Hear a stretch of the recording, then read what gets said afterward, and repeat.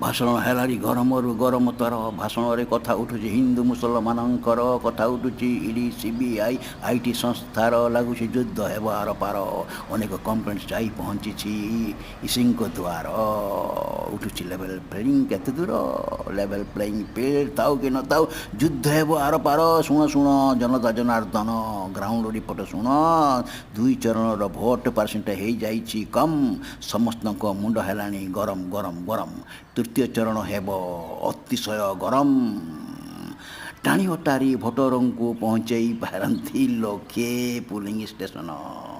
ए दृश्य देखिपारती आपण समस्ते नुआ नुआ खेल खेलिए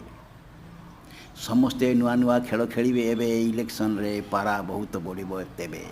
7 चरण खेल सहज नुहे चलो खेल केमिति हेब देखिबा आमे खेल केमिति हेब देखिबा आमे।